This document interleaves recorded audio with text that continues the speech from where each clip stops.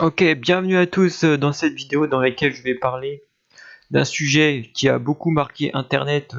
J'ai regardé, il y a beaucoup de vidéos là-dessus et à chaque fois elles sont populaires. Du coup, je me suis dit, je vais en faire une là-dessus, surtout que je l'ai fait un peu. Donc, on va en parler.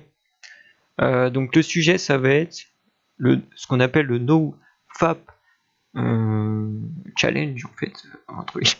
Ça fait un peu penser au Ice Bucket Challenge pour ceux qui savent. Alors déjà, qu'est-ce que c'est le NoFap? En fait, il faut savoir que il y a beaucoup de, enfin, le truc classique qui est dit sur Internet, en fait, c'est que c'est ne pas se branler, en fait, tout simplement, ne pas, excusez-moi, ouais, donc ne pas faire ça. Mais en fait, c'est un peu vague parce que, comment dire? En fait, pour moi, il y a différents types de NoFap, en fait. Là, je vais compliquer. Ça a l'air compliqué comme ça, mais c'est pas compliqué en fait.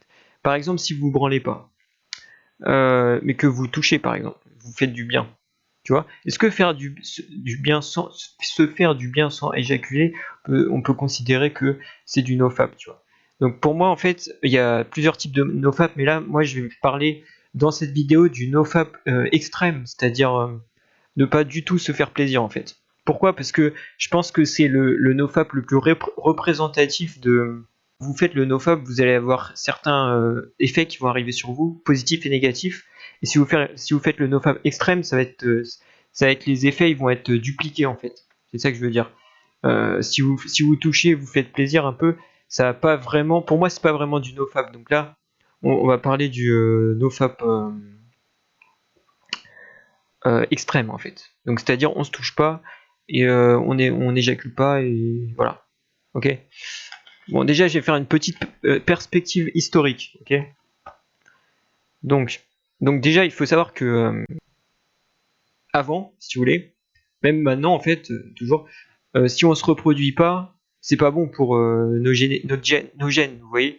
Donc en fait quand on le fait pas en fait, quand on fait rien, ça envoie des signaux différents à notre cerveau. Surtout quand on est un mec, tu vois, parce que encore une meuf, tu peux te reproduire avec tout le monde, mais avec un mec, ça demande, je pense, que ça demande un certain effort de se reproduire, quoi. Ça demande une certaine énergie de donner en fait, parce que tu dois séduire la meuf, etc. Tu dois te trouver une meuf. Enfin, ça demande. Enfin, je pense, et historiquement, l'homme c'est lui qui fait la guerre. Enfin, il y a tellement de trucs à dire, je vais pas creuser là-dessus, mais tout ça pour dire qu'en fait, pas de descendant égale pas bien, égale signal émotionnel à votre cerveau pour vous dire qu'il faut faire quelque chose et agir. Ok. Donc ça va vous encourager à vous bouger en fait, à vous bouger le cul, tout simplement. Pour parler de façon extrêmement terre à terre. Bon, alors tout de suite, on va rentrer dans les effets. Enfin, on va rentrer dans moi mon histoire déjà avec cette chose qu'on appelle le nofap en fait, le nofap. Donc moi en fait, faut savoir que euh, j'ai fait le défi en fait. Donc c'est-à-dire qu'il y a éjaculation en fait, tout simplement. On peut dire le mot. Donc je note quand est-ce que, par exemple là, imaginons 1er septembre, hop, ça fait pchit, tu vois. Bah après moi je vais noter dans mon smartphone, ok 1er septembre, donc c'est la fin du nofap parce que j'ai pas réussi à tenir.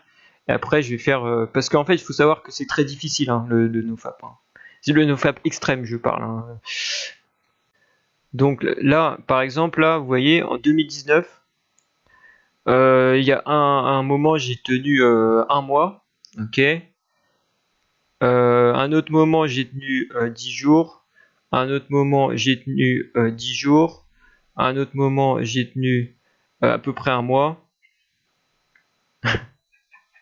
Et voilà. Et donc en général, là, on peut voir que je tiens à peu près en général un mois. Un mois déjà, c'est bien. Si vous tenez un mois, c'est déjà bien. J'ai déjà fait mieux. Je crois que mon record c'était 6 mois, mais c'était pas c'était pas un nofap extrême. Tu vois, on se fait du bien, tu vois, de temps en temps, histoire de relâcher la pression, parce que ton cerveau il a besoin de dopamine. On va en revenir un peu là-dessus. Ok. Donc là, par exemple, un mois, là, un mois. C'est marrant, je tiens toujours à peu près un mois, quoi. Et donc là, j'ai recommencé. Mais j'ai déjà tenu en nofap extrême, je pense, j'ai dû tenir quelques mois en nofap extrême et enfin j'ai eu beaucoup d'expérience. Là, en fait, je les ai notés que récemment, on va dire. Avant, je le notais pas, donc ça fait longtemps que j'essaye de faire ça en fait. Et faut savoir que c'est très difficile, hein, très très difficile. Si vous le faites de façon extrême. Moi, je vois les gens sur internet qui disent ouais, ça fait genre un an en nofap extrême. Euh, je sais pas si, parce qu'ils parlent jamais si c'est extrême ou pas. C'est-à-dire si tu te touches un peu, histoire d'avoir du plaisir, tu vois, mais sans éjaculer, tu vois. Et donc voilà, c'est un peu ça, ils disent pas, mais je pense que c'est vraiment très difficile, tu vois. Et moi, j'ai fait beaucoup de choses. Je pense que c'est une des choses les plus difficiles, donc j'aimerais bien tenir longtemps. En fait, là, cette vidéo, ça va me motiver parce que vous allez être là, vous allez me dire, allez, on t'encourage, mec.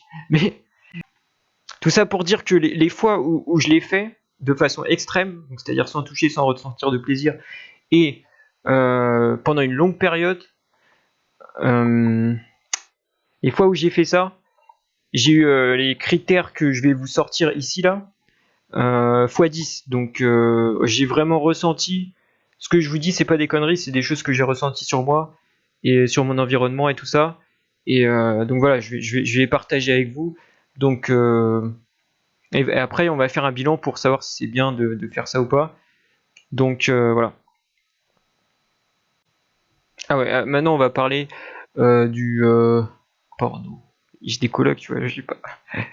Ouais, si vous regardez ça, et le truc c'est que si vous faites le nofap extrême, c'est-à-dire on se touche pas, on se fait pas plaisir, et que vous regardez des trucs sur internet, des petites cochonneries sur internet, ça va être, ça va être un peu de la torture, les gars. Ça m'est arrivé plusieurs fois de regarder en faisant le truc extrême, et après tu t'es obligé, tu vois, tu te fais plaisir, tu vois, tu te fais un peu plaisir. Et après, il se peut que ça parte, il se peut que la sauce elle parte, tu vois. Donc, faut faire très attention. Moi, franchement, je déconseille parce que c'est déjà assez difficile comme ça. Donc, en plus, si vous regardez des petites cochonneries sur internet, ça va être compliqué pour vous, quoi. Ça va être compliqué, ça va être un peu de la torture.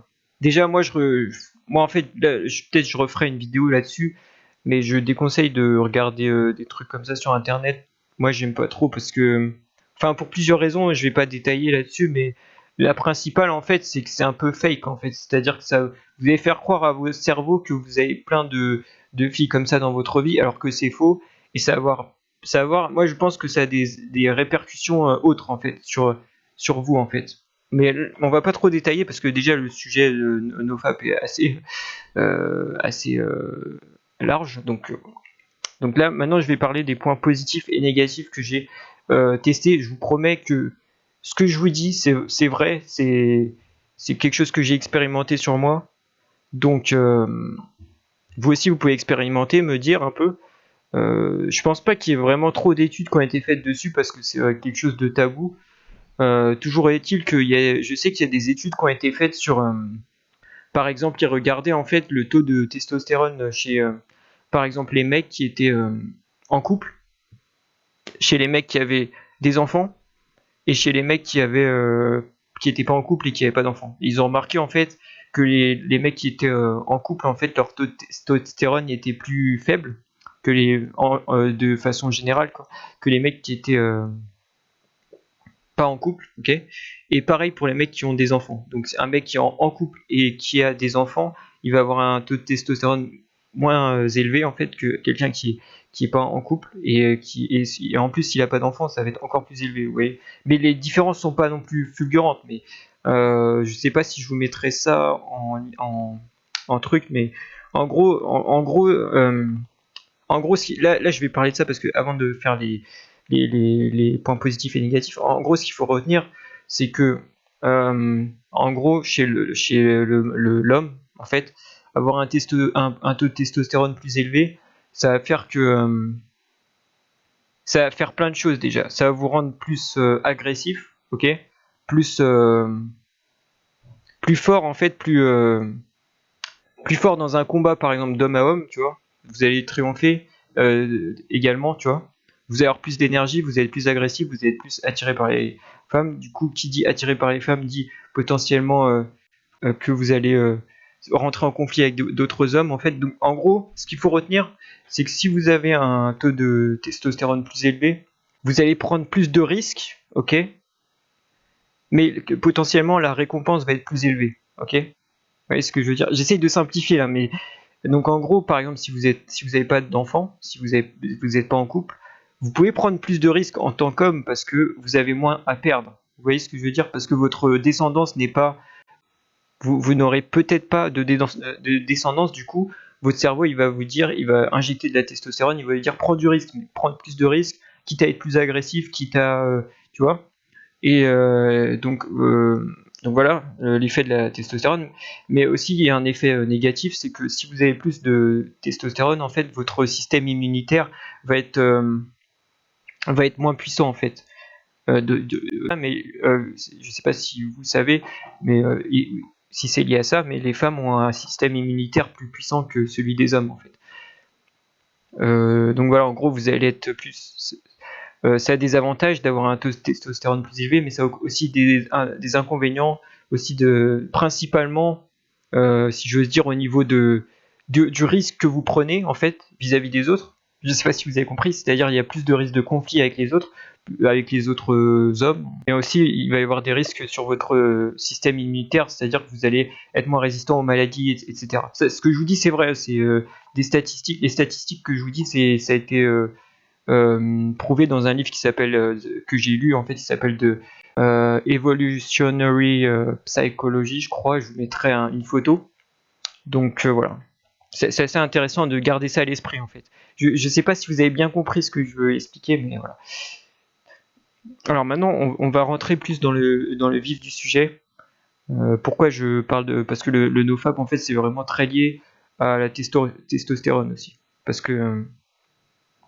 je vais vous expliquer. Donc, alors, effet positif. Déjà, on va faire les effets positifs. Ok, du nofap. Là, moi, je vais parler du nofap extrême parce que c'est celui que je considère comme le vrai nofap. Ok. Donc, il y a beaucoup de vidéos qui ont été faites sur le sujet. Et c'est vrai que les femmes vont être globalement plus attirées par vous que si vous ne le faites pas, en fait, tout simplement.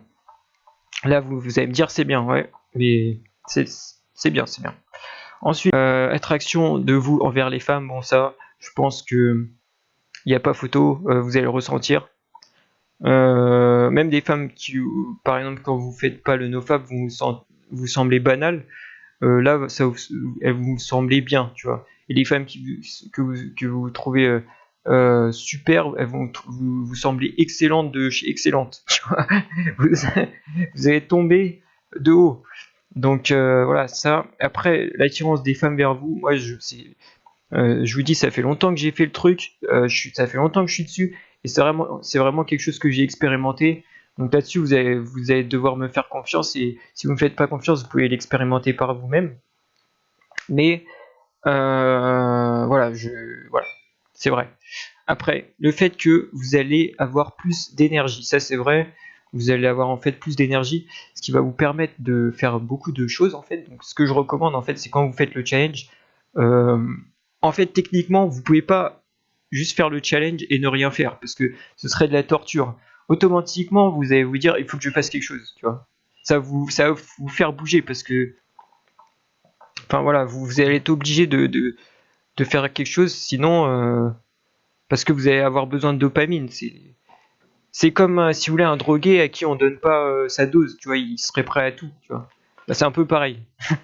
Du coup, moi, donc vous allez être plus performant au sport, plus enragé entre guillemets. Là, on va revenir là-dessus. Mais avant de revenir là-dessus, j'aimerais parler d'un point aussi négatif qui va avec le point positif que vous allez avoir plus d'énergie. En fait, le point négatif, ça va être que vous allez avoir du mal à dormir. En fait, ça c'est vraiment un des plus gros points négatifs, c'est parce qu'en fait le soir vous allez avoir envie de ken en fait, ou des fois pas forcément, enfin à la fin oui, enfin je vais pas compliquer, mais en gros c'est ça, voilà. Et donc c'est assez compliqué pour dormir en fait. Ensuite,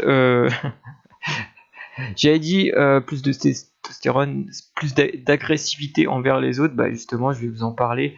Moi, ça m'est arrivé. Pourtant, je suis pas quelqu'un d'agressif. En fait, je suis vraiment quelqu'un, je pense, qui est vraiment pas agressif. Quand j'ai fait le challenge une fois, limite, je voulais m'embrouiller avec des mecs, tu vois. Mais alors que en temps général, en temps normal, je ferais pas ça, tu vois. Mais c'est un peu comme si vous preniez de l'alcool, en fait. Pour moi, c'est un peu comme si vous preniez de la drogue, par exemple. Vous allez être plus fou, vous allez être plus enragé, vous allez être plus. C'est pour ça, vous n'avez pas besoin de drogue déjà. Vous faites le nofap et ça va être comme une drogue. Vous allez voir si vous le faites bien, mais c'est vraiment très difficile, hein. Voilà. Aussi, vous allez avoir moins peur de choses. En fait, vous allez être en mode j'ai rien à perdre. Vous voyez. Euh, En fait, vous allez tellement ressentir un manque à l'intérieur de vous que vous allez être en mode je m'en bats les couilles de tout ce qui peut m'arriver, je m'en fous. C'est assez difficile à expliquer, mais en gros, ça va être ça. Ok. Ah oui, ça c'est quand vous arrivez. Moi, c'est quand j'ai fait ça et que j'arrivais dans les derniers instants, juste avant que le nofap fail et échoue, quoi. Vous allez avoir une confiance, ça va vous donner confiance en vous. Franchement, limite, vous allez. Je pense, c'est la partie la plus kiffante du challenge, c'est que vous allez avoir vraiment une confiance en vous euh, assez extraordinaire en fait. C'est difficile à. Je pense que j'ai jamais pris de genre de coke et tout, mais je pense que c'est un peu cet effet-là. Vous allez vous sentir invincible quoi. Voilà. Vraiment, vous allez vous sentir invincible un peu. Mais ça, c'est vraiment si vous arrivez à faire le challenge, par exemple, au bout de 1 mois, 2 mois, 3 mois. Après, ça dépend des gens, je pense, mais vous allez avoir beaucoup plus confiance en vous. Donc déjà, voilà. Voilà. Donc en gros, l'avantage principal, je dirais, c'est au niveau de... Vous allez avoir plus d'énergie pour, euh, pour faire vos projets. Vous allez être beaucoup plus déterminé, beaucoup plus... voilà, vous êtes un animal, quoi, un peu. Bon, après maintenant les points négatifs. Donc j'ai déjà parlé de quelques points négatifs. Après, ah oui, un des points négatifs, c'est la concentration. Il faut savoir que ça peut vous empêcher de vous concentrer pour faire des tâches rationnelles en fait. Mais je pense que ça peut être maîtrisé. Mais pour moi, en fait, c'est un peu comme une énergie folle que vous devez maîtriser. Et je pense que si vous la maîtrisez, c'est bien. Mais voilà, c'est juste une énergie quoi. Ça peut être contre-productif comme ça peut être productif. Tout ça, ça dépend de vous et de votre capacité à maîtriser tout ça en fait.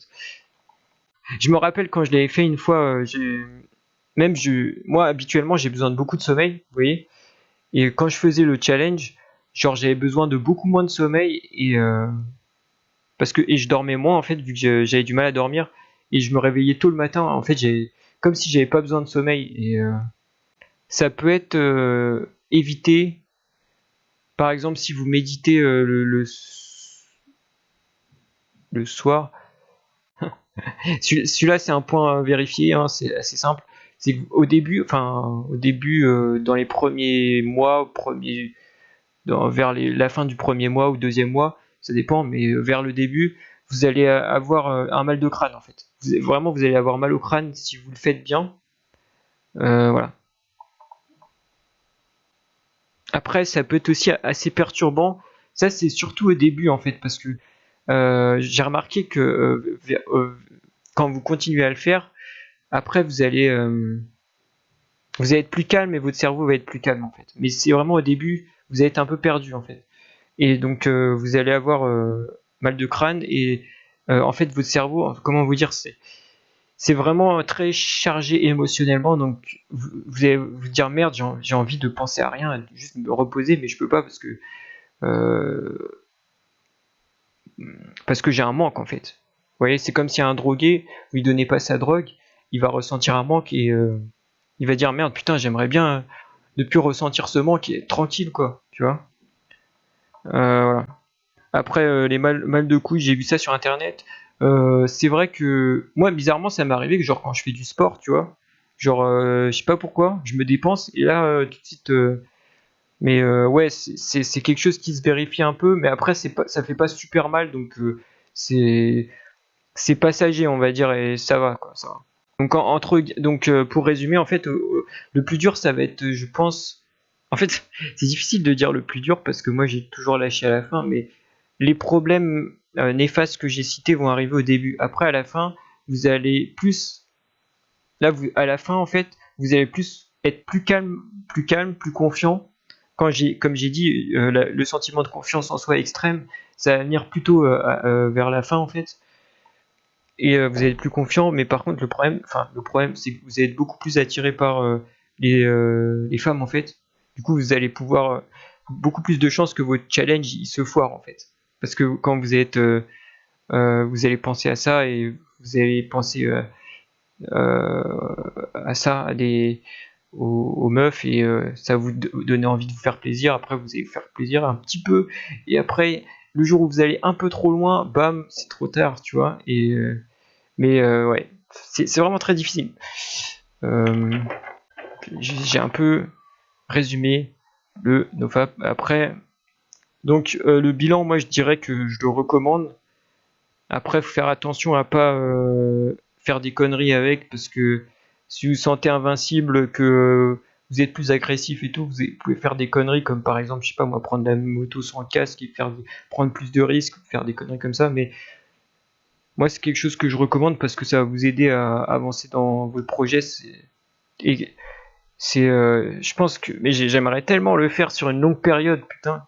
Je crois que je l'ai fait, mais le faire le faire en mode extrême, donc c'est-à-dire le nofap extrême sur une putain de longue période. Ça, j'aimerais bien le faire et putain, j'ai essayé, j'essaye encore, tu vois. C'est vraiment très difficile. Bon, voilà, c'était une vidéo un peu où j'ai résumé, je me suis laissé un peu emporté sur certains points, mais je pense que ce qui est dit sur internet n'est pas totalement complet, ok. Mais voilà.